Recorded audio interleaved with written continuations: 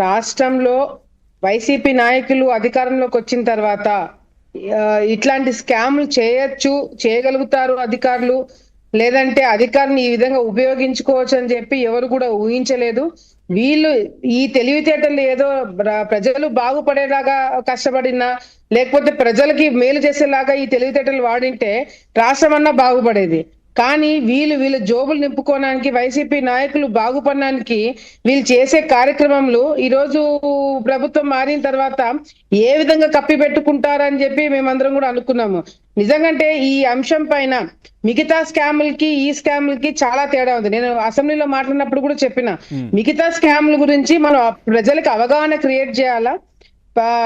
జరిగిన దాని గురించి మనము ప్రెస్ మీట్లు పెట్టి చెప్తే గానీ అవగాహన ప్రజలకు అర్థం కాదు. కానీ ఈ ఆడుదాం ఆంధ్ర అనే ఒక కార్యక్రమం ద్వారా వీళ్ళు ప్రజల జీవితాలతో ఆడుకున్నారు, క్రీడాకారుల మనోభావాలతో ఆడుకున్నారు, రాష్ట్రంతో ఆడుకున్నారని చెప్పి మేము చెప్పక ముందే, ఎందుకంటే గ్రామ స్థాయి నుంచి వీళ్ళు కండక్ట్ చేస్తామని చెప్పిన క్రీడలు వాళ్ళు కండక్ట్ చేయలేకపోయినారు. అదే విధంగా ఏదైతే వీళ్ళు క్రికెట్ కిట్లు కావచ్చు, బ్యాట్లు కావచ్చు, మిగతా ఏవైతే వాళ్ళు ఫెసిలిటీస్ చేయాలో అవన్నీ ఎక్కడ కూడా వాళ్ళకి క్వాలిటీ కలిగిన ఎక్విప్మెంట్ ఇవ్వలేదు.